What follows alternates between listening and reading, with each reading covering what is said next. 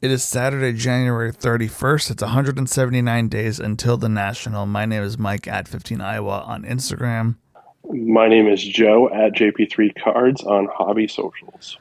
And we're back today to have a little talk. Let me tell you, Joe, this may be one of those shows where I just take over and you listen because I had an experience in this thing that we call the hobby.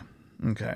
So I think it was you that has been using an app, or I'm sorry, apps, plural, two apps, called Fanatics Live and Fanatics Collect. Fanatics, if you're listening, and we know that you are, this is going to be one of those episodes where you hopefully take feedback from me, being the person that isn't a huge fan of your company. But I do have some nice things to say. Basically, I used the Collect app and the Live app, and I wanted to talk about it because there's some things that I have. I guess maybe they're just more like, hey, problems I ran into that maybe Joe, like you, also have run into, or I just kind of want to talk about it because for a while, like years ago, maybe like 2 years ago or something, I used Whatnot to buy stuff, but simply because Johnny Ford Collectibles in Michigan, shout out to Sean and the guys at Johnny Ford, they did like their Whatnot streams where it was like, dollar singles, and most of the time it was wrestling. So I used the Whatnot, wasn't a fan. I just didn't like the idea of it. It's like the idea is there, I just didn't like the app, and it was just too much. So doing something like this is kind of not my favorite thing, but I liked the idea of the collect side of things. So my first, I guess, experience using both of them, I think I downloaded Live first. I just didn't like the app. Let me tell you, I'm open on my phone because I have it on my phone. To be fully transparent, I think, Joe, you mentioned, hey, they send out like codes for like coupon codes and stuff. And, I Yeah, wanted to see if I can get a trial code, if you will, just to see maybe I'll enjoy this and I'll use it a lot. So opening up Live, the Fanatics Live, not a sponsor, by the way, just throwing that out there. Um, it's fine, right? Like you have all the interface of every single live that's going on. The one thing I did notice, and Joe, you may have noticed something different because you use it more. Not a lot of people in each room. I don't know what I expected, but I guess at the end of the day, if you have your dedicated core, not fan base, but people that watch you, that what I'm trying to say, people that will buy into your breaks a lot and buy into what you're doing, and also just go in there to chat, and that kind of just helps strum up interest, I guess you can say. I really haven't seen anything over like 90. Is that, and a lot of them are like 20 to 30. Is that common from the times that you've seen? Is it really not that many people that are in each room, or is it just depending on the day and like who it is? yeah, they definitely, in my experience, comparing them between like the other evil empire known as Whatnot, they definitely lag behind in users so far, and Whatnot just had, obviously they had a head start, and they were really user friendly out of the gate. So I think that's part of it. And Whatnot's really locked people into like contracts and stuff like that, from my understanding. But yeah, I mean, what you kind of saw in your sample size is pretty accurate as far as like what I see. And not that I use it a ton. Obviously a But little more bit than I more than you do. do on the Yeah. live side, but yeah, like you said, it's usually a good average is between like 20 and 90. I Mm-hmm. mean, if the streams, of course, that are on the front page are usually on the higher side of that, and even into the hundreds. But yeah, definitely behind Whatnot for sure.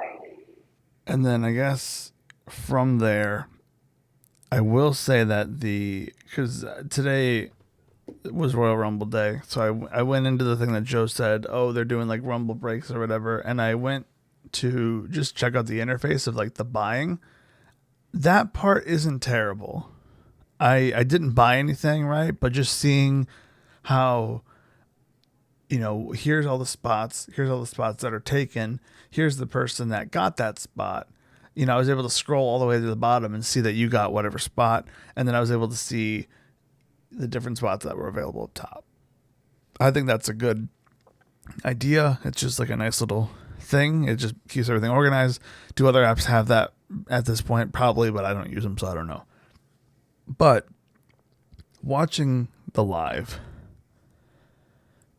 okay, this might be the thing that irritated me the most.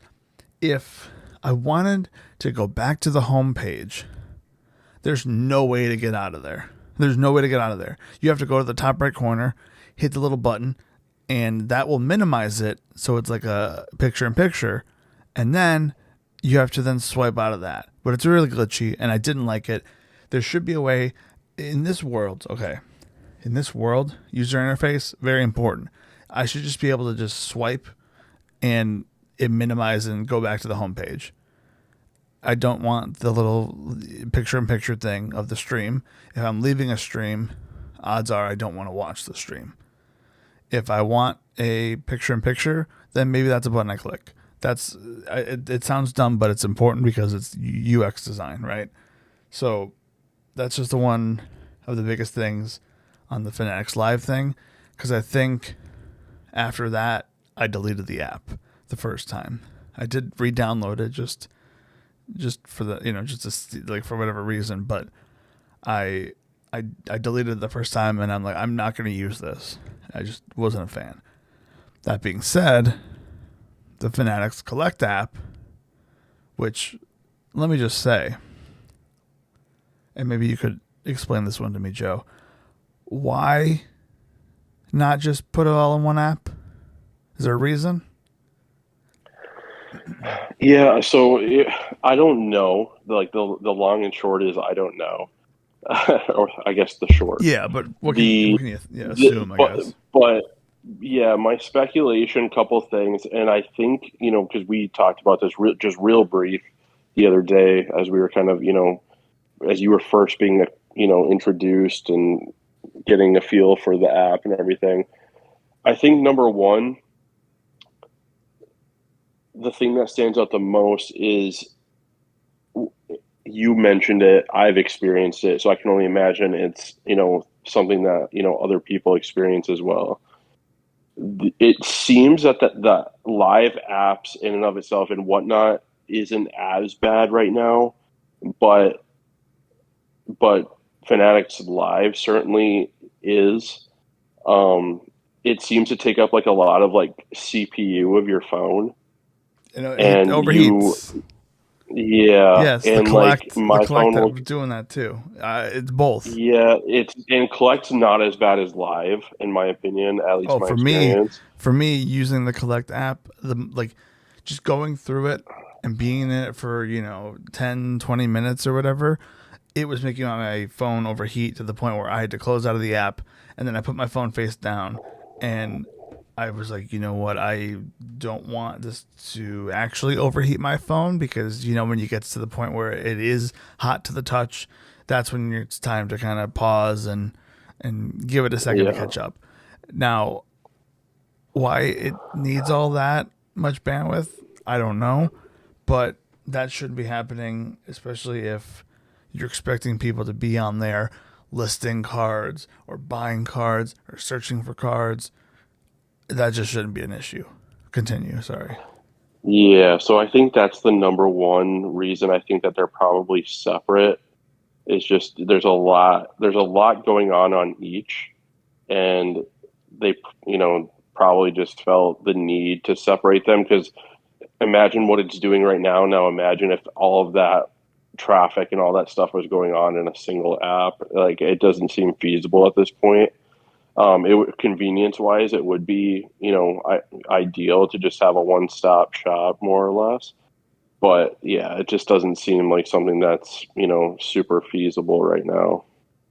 That makes sense. That's why it's two apps. And I think I realized why it was, but at the same time, I just feel it could be one app if they just did some things to it. I don't know, logistics about it, right? But I feel like it would make more sense because at the end of the day, it basically is the same app, except one has a live feed and one doesn't have a live feed, but they're promoting each other.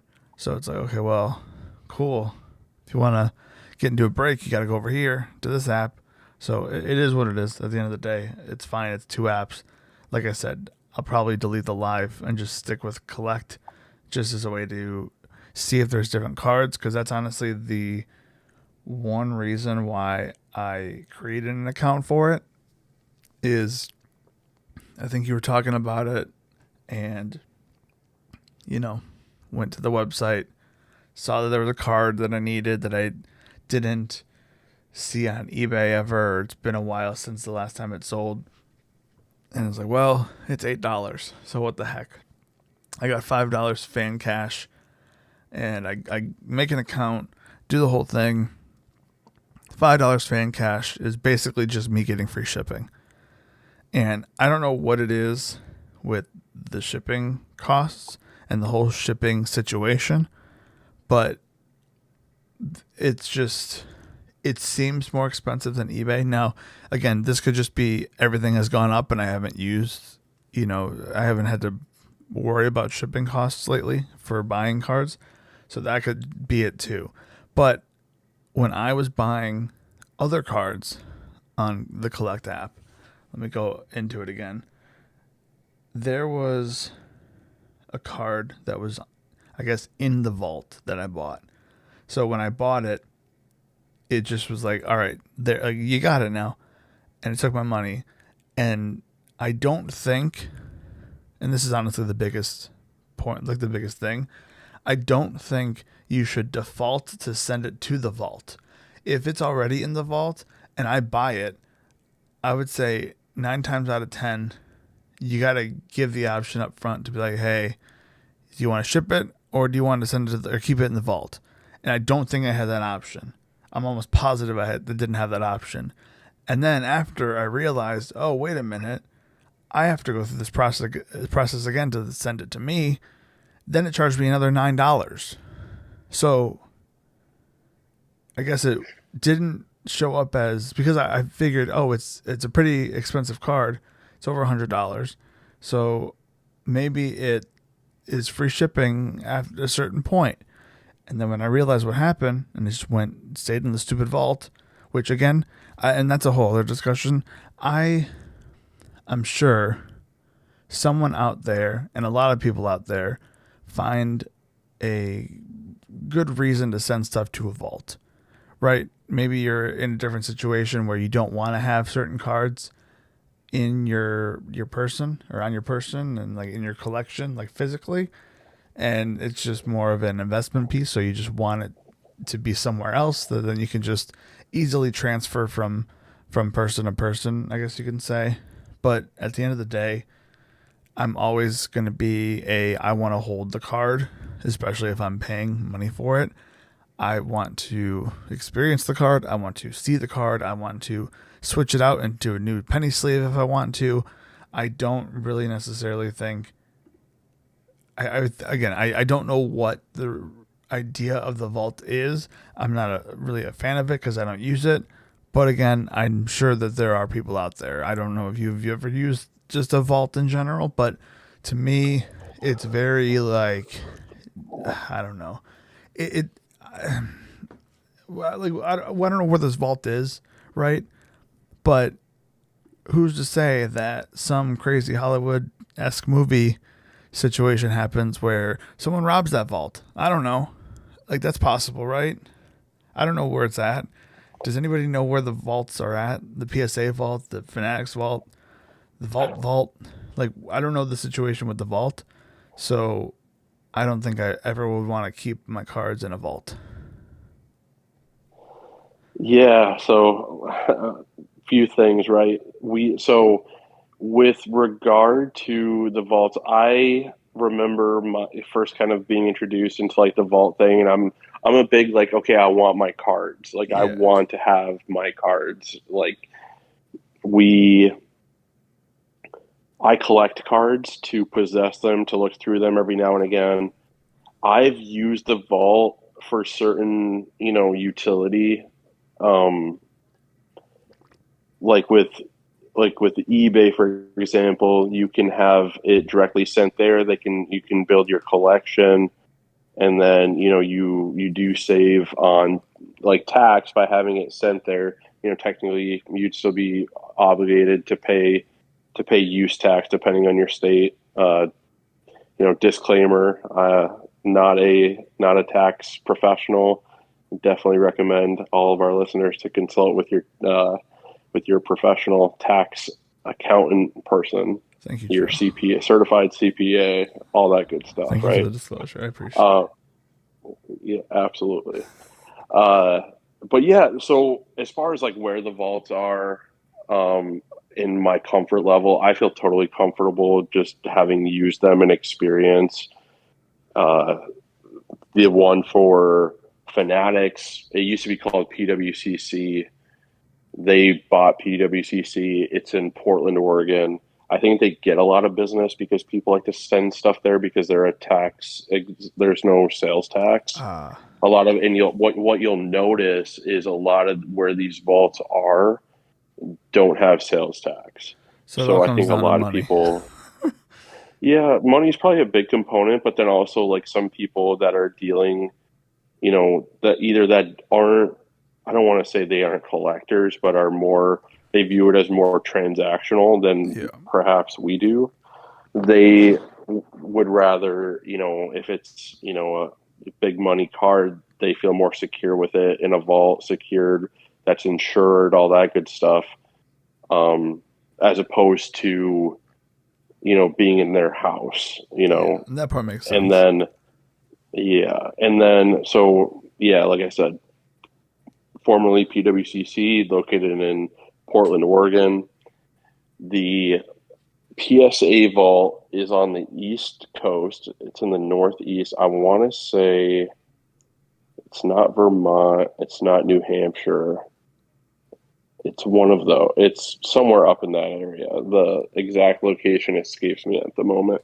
I can actually probably look it up right here with my Do you handy think they dandy do PSA app, tours? which I do have a few cards in the vault as we speak. Do you think they do tours Um, of this vault? Like, I highly doubt it due to like security. yeah, I know, but I think some influencers have gotten in there, like like not the tours. full, yeah, not like the full blown like aspect, but Mm-hmm. like, like a little like preview kind of thing. Which is So just logging interesting. into the thing. Why Tom Brady called his store card vault when I don't know. I just thought about it. I just that's interesting that he called it that. But yeah, I mean, I do get the hey, this is an investment piece only. It's kind of similar to like stocks, where you put money into it and then you don't really want to look at it, and it just over time hopefully goes up. And I mean, I use ComC a lot, and I'd say it's not exactly the same, but that's the most similar example I could use, where it's just housing all of the cards at one time, and then it's just a middleman, I guess you can say. So again, not exactly the same, but the closest thing I could think of. Yeah, absolutely. Yeah, so the PSA vault is in Newcastle, Delaware. So another tax, Gotcha. free state. So yeah, that's uh that's my extent. I can tell you right now, the PSA vault is really behind, PSA in general. I mean, that could be a whole other subject. Is they're so behind, slow processing, grading, Can confirm. authenticating, vaulting, Yes. imaging, Yes. shipping. Yes. Yeah, it is. It is like as bad as maybe I've seen in maybe since right before PSA had to do their shutdown back in 2021, I believe it was. And yeah, I know that they're working on things like they acquired Beckett, and not to get, too far. into another, topic, but they, I think things they're going obviously going through some growing pains, and they're probably spreading their resources, and people obviously being resources too a little bit thin. So I get it, but I'm hopeful, um, cautiously hopeful that things will turn around, because there is nobody here signed up for a a hobby world where I buy a card off eBay. It has to go to authentication, which the only authentication center currently is in California. Then however long it takes to get authenticated there, and then if you do elect the vault option, then it's got to go across the country to Delaware. And the backlog for what they're taking in there must just be outrageous, because the last few cards I've had have been 21 and 29 days, to get like marked as received by the vault, and one of those cards still hasn't been properly imaged. It's Lovely. waiting to be imaged. They've just confirmed, because they re-image all the cards that come in. Okay. So you get a brand new scan, which is kind of cool. But yeah, it is nobody signed up for that. And then now, if I were to withdraw those, it's it's taking about 2 to 3 weeks on average to process a shipment, on top of the 3, 4, 5, 6 days it might take to get to you. So you're looking, bumping up against almost 3 months, all said and done, depending on how quickly, you request withdrawal once it is officially in your vault. So And yeah, that is way, I mean, that is a quarter of the year, and that is just way too long. I'm I'm going through my purchases from the past couple of days between eBay and Fanatics Collect. One thing on Fanatics Collect I purchased on January 27th, which I believe that was the Tuesday. Still preparing to be shipped. That's from Burbank Sports Cards. The other ones are from Fanatics Collect, which I think you've explained to me as Fanatics has them, right? They are in possession, correct? Okay. So they have them, and they have to go through the process of shipping them out, because the other one is the 28th, which was a Wednesday. So that one, and then the other one was the 30th. So like that one makes sense why it's not. But the other ones, I feel like there's going to be some movement, right? I don't know. I mean, those will get here when they get here. I'm sure it'll be still a slow process.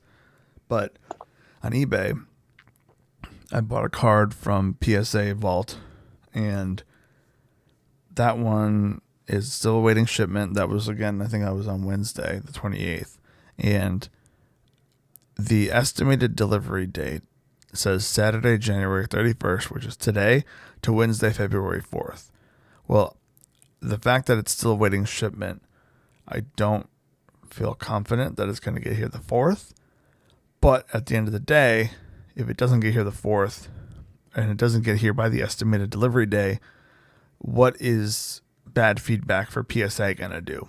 I don't think anything. Am I right? Like, I just feel like it's PSA. Oh, okay. It's from the PSA vault. Like, they ship them from the same place. So, it just, I don't know. Yeah, I definitely do think that they realize that there's an issue. Yeah. You see a lot of chatter on Facebook. They also just recently had an issue where people that were selling from the vault, which is another component for people that like to, transact and are in the flip game. You can directly sell to eBay from your PSA vault, and it won't be listed under your name. It'll just be on, like, you may have seen a bunch of cards listed under the PSA account on eBay. Mm-hmm. Those are actually people's vaulted cards that That makes are sense. in possession of the PSA vault. And instead of, like, I think eBay fees are pushing like 15% now for the average, person. Yeah. It's a flat 10%, I want to say, up to a certain amount. And so there's a little bit of a fee saving. You don't have to ship the card. You don't have to do anything. You just have to list it, like, or you just send the eBay. You can send it to the auction. You can have it listed as buy it now, and then you can turn offers on. So you would field offers just like you would basically on eBay. The only thing they won't let you do, which I find a little bit annoying, is they won't let you counter offers. Your only option is to accept or decline. That's No weird. idea. I'm sure there's a reason, but it's, yeah, that's annoying. So, real quick, kind of going back to the Fanatics Collect thing, I do want to give a positive that I thought was interesting in this process. When you're on the Fanatics Collect app and you go to send an offer to somebody on a card, I did like the fact that whatever amount you put in, it did say, oh, this is 75% of the total, or this is 85 or 95. Like, I think in a world where comps are everything and people are kind of, they have that in mind where it's like, oh, I want to be at 75%. I want to be at 85%. You see certain people or kids even where they don't really know what that means, but they say it anyway. And obviously, there's a lot of smarter people out there that do know what that means and they could do the math. But to me, I just thought that was a nice little touch of like, hey, here's, you know, you're sending an offer, here's the percentage of the offer. And then on the flip side of that, if, for instance, I sent an offer and then they sent a counter offer on the listing for somebody else, if you're looking at it, it'll show like, hey, this card is, being asked, like, it's like, let's say it's like $100, but then someone got a counter offer for, this price, then it shows that. And I kind of like that because then, it does create like a little bit of FOMO, right? You see that and you're like, oh no, someone's offering, or they have like a counter offer or whatever. But I do like the transparency. It's a little bit cleaner than what eBay does. Where eBay, if you just refresh the page on like a card, it's gonna say, oh, one person is viewing this currently, or whatever. If you refresh it again, it'll say two people are. So it's not very good. It's very like YouTube 2010, where you can just refresh your page 100 times and get 100 views. And that was the thing then, and now it's the thing on eBay. And if someone's watching it or someone has it in their cart, I don't necessarily trust eBay's little notification things like that say those things compared to how Fanatics Collect has it on their app. So if there's any positive out of this, I will say it's that. I thought that was a cool touch. And, at the end of the day, and I'd like to see what you think, but at the end of the day, I think if there's a card on there and it'll basically like go into my rotation of, hey, I'm gonna check eBay. If there's nothing on eBay, I'm gonna check ComC. If there's nothing on ComC, I'm gonna check Fanatics Collect. And depending on how much of a degen I am that day, maybe I'll check like Mercari or whatever the other like marketplace apps out there. But I will say that Fanatics Collect will be in the rotation because you never know what's going to be there. But at the end of the day, the stuff that I'm looking for doesn't necessarily always show up on there because, women's sports, it's big. There are some stuff on there, but it's not going to be everything like eBay. So that's why it will make its way into the rotation, but it's not something that I'm going to go crazy over. And on the flip side, if they're going to send like promotions and stuff to get like discounts on breaks or cards or whatever, that is also intriguing because that's essentially just them giving you free money off because they're paying the seller that difference and you're getting a discount on a card. So that kind of is nice too. And again, that's a little greedy, but hey, if they're going to keep doing it, it's kind of like with the fan cash. Like if they're going to say, hey, if you bet whatever and you get fan cash, it's kind of the same thing where it's like, oh, you feel like you're getting a discount, but in reality, it's just a promotional marketing tool on their end. But I mean, not my favorite app, but like I said, it'll make its way in the rotation when I'm looking for something. Yeah, I think it's one of those things where I compare it to like a casino giving like comps and like gambling tokens and things of that nature in terms of like, trying to get people on whatever it is that they have to offer. Yeah. No, it's just it keeps you wanting to go back on there, and it's like, hey, you get a little taste, and then maybe that'll turn into more spending. And obviously, in my case, I bought 3 cards off Fanatics Collect, so it's like, okay, well, hey, it kind of worked, but also, am I going to You use got it utility again? out of it, Yeah. So I guess we'll see. And and you this, might as well take advantage. yeah. I mean, if they're gonna dish it out, you might as well, right? But I will say that And you know it's this not going to last for forever. true because once it gets really popular, come like national time, let's say, when everyone's looking up cards and they're promoting it and everything, it just can be just another app that it just happens. It's just the next eBay, and who knows? Maybe they'll. You know, I don't want to say it. I don't want to say it. Maybe Fanatics will, eBay, and they'll have a real monopoly. Anyway, yeah. So this episode is Maybe on the basically next episode. just that. I just wanted to keep this just my reaction to the Fanatics Live and Fanatics Collect because I wanted it to live as its own thing. And plus, everything's been crazy, so I wanted to at least get one episode up as soon as possible. So, yeah, I don't know. You got anything else on those apps or anything around that? Yeah, maybe on maybe there'll be future episodes of Mike Learns Golden or Mm, Mike Learns Alt, because those okay. are the other two main ones that I frequent.